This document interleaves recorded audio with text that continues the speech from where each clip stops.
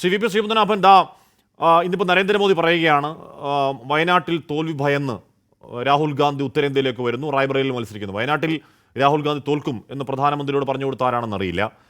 2014 വഡോദരയിൽ വാരണാസിയിൽ Narendra Modi, LK Advani 91 New Delhi Gandhinagar, 57 Atal Bihari Vajpayee മത്സരിച്ചത് രണ്ടിടത്തല്ല മൂന്നിടത്താണ്, മധുര, ലക്നൗ, ബൽറാംപൂർ, 91 വിദിഷ ലക്നൗ, 96 ഗാന്ധിനഗർ ലക്നൗ.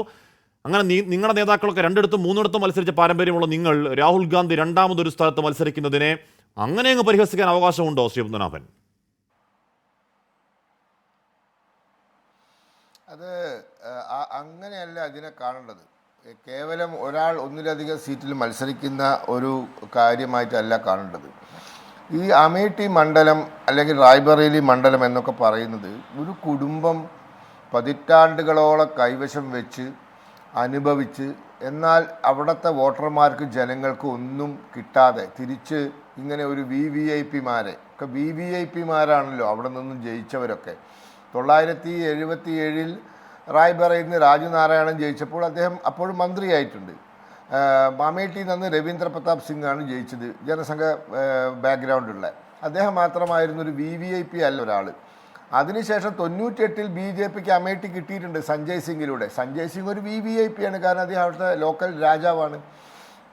അപ്പോൾ ഇങ്ങനെ VVIPമാരെ ജയിപ്പിച്ച മണ്ഡലം, പ്രത്യേകിച്ച് കോൺഗ്രസിൻ്റെ VVIPമാരെ, അതിലും പ്രത്യേകിച്ച് നെഹ്റു കുടുംബത്തിലെ VVIPമാരെ മത്സരിച്ച മണ്ഡലം സുരക്ഷിതമായി കൈവശം ഇരിക്കെ ഇവർ ആ മണ്ഡലം വിട്ട് വേറെ പാളയങ്ങളെ തേടി പോകുന്നു.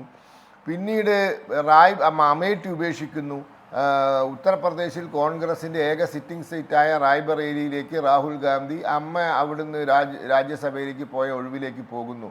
ഇതൊക്കെ രാഷ്ട്രീയ പാലായനമാണിത്. അവിടെയാണ് ഇതിന്റെ ഒരു പ്രത്യേകതയുള്ളത്. അല്ലാണ്ട് ഒരാൾക്ക് എത്ര സീറ്റിൽ വേണേൽ മത്സരിക്കാം. താങ്കൾ പറഞ്ഞതിന്റെ ക്രക്സ് എന്താണ്?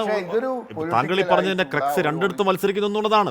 താങ്കൾ അങ്ങനെ വിശാലമായി പറഞ്ഞുവെങ്കിലും അത് പറഞ്ഞതിന്റെ നക്ഷൽ എന്താണ്? രണ്ടിടത്ത് മത്സരിക്കുന്നു. ഇപ്പൊ വഡോദരയിൽ മത്സരിച്ചു നരേന്ദ്രമോദി, വാരണാസിയിൽ മത്സരിച്ചു, വഡോദര ഒഴിവാക്കി പോയില്ലേ വാരണാസിയിലേക്ക്? അപ്പൊ പലായനമായിരുന്നു അത്. ഇതൊക്കെ തെരഞ്ഞെടുപ്പിലുള്ളതല്ലേ? ഇത് പാലായനമാണ്. കാരണം അങ്ങനെ തെരഞ്ഞെടുപ്പിലുള്ളതല്ല. കാരണം ഇന്ത്യയിലെ ഒരു വ്യക്തികൾക്കോ ഒരു കുടുംബത്തിനോ കിട്ടാത്ത ഒരു ആനുകൂല്യമാണ് ഇവർക്ക് കിട്ടിയത്. ഇവർ 2 മണ്ഡലം ഇവരെ കൈവശം വെച്ചിട്ട്, ഞാൻ ആ 2 മണ്ഡലത്തെ പറ്റി പറയാം. അമേഠിയിലെ ആദ്യത്തെ മെഡിക്കൽ കോളേജ് വരുന്നത് ഈ അടുത്ത കാലത്താണ്, അതായത് 1-2 കൊല്ലത്തിനുള്ളിലാണ്.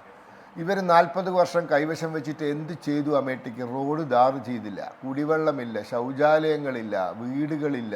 കുടിലിൽ നിന്നും രാഹുൽ ഗാന്ധി പുറത്തു വരുന്ന ചിത്രം, കുടിലിൽ നിന്നും രാജീവ് ഗാന്ധി പുറത്തു വരുന്ന ചിത്രം, കുടിലിൻ്റെ മുമ്പിൽ നിന്നും ഇന്ദിരാഗാന്ധി പുറത്തു വരുന്ന ചിത്രം. ഇന്ന് ആവാസ് യോജന പദ്ധതി പ്രകാരം 40,000 വീട് അമേഠി ജില്ലയിൽ ഉണ്ടാക്കിയിട്ടുണ്ട്. റായ്ബറേലിയിൽ all India institute of medical science വന്നു. കാരണം റായ്ബറേലിയിൽ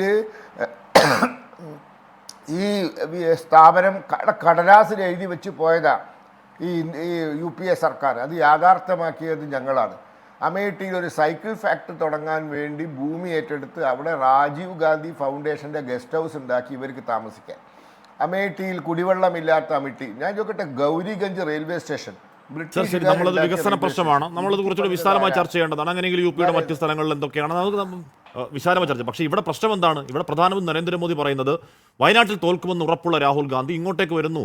അപ്പോൾ രണ്ടാമതൊരു സീറ്റ് മത്സരിക്കുന്നത് അപരാധമായി പറയുകയാണ് പ്രധാനമന്ത്രി നരേന്ദ്രമോദി. ഷെഹൻഷാ അല്ലെങ്കിൽ ഷെഹസാദ എന്ന പരിഹാസമൊക്കെയായി. സാറേ, എൻ്റെ ആദ്യ ചോദ്യം, വഡോദരയിൽ മത്സരിച്ച പ്രധാനമന്ത്രി വാരണാസിയിലേക്ക് പോയത് തോൽവി ഭയന്നാണോ?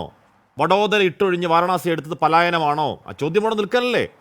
അടൽ ബിഹാരി വാജ്പേയി 3 മണ്ഡലങ്ങളിൽ തോൽവി ഭയന്നായിരുന്നോ? അദ്വാനി 2 മണ്ഡലങ്ങളിൽ തോൽവി ഭയന്നായിരുന്നോ? ബറോഡയിലെ നരേന്ദ്രമോദിയുടെ ഭൂരിപക്ഷം എത്രയാ? 4 ലക്ഷം. വാരാണസിയിലെ ആദ്യത്തെ ഭൂരിപക്ഷം 2 ലക്ഷം. കഴിഞ്ഞ തവണ 5 ലക്ഷം. ഇത്തവണ പ്രതീക്ഷിക്കുന്നത് 7 ലക്ഷമാണ്. അപ്പോൾ അതൊന്നും ഇതിനായിട്ട് ഇക്വേറ്റ് ചെയ്യാൻ പറ്റില്ല. ഈ എങ്ങനെ തോറ്റു നെഹ്റു കുടുംബം അമേഠിയിൽ, അത് ചർച്ച ചെയ്യേണ്ട വിഷയമാണ്. എങ്ങനെ തോറ്റു നെഹ്റു കുടുംബം? ഞാനൊക്കെ സ്കൂളിൽ കോളേജിൽ പഠിക്കുന്ന സമയത്ത് എന്നെയൊക്കെ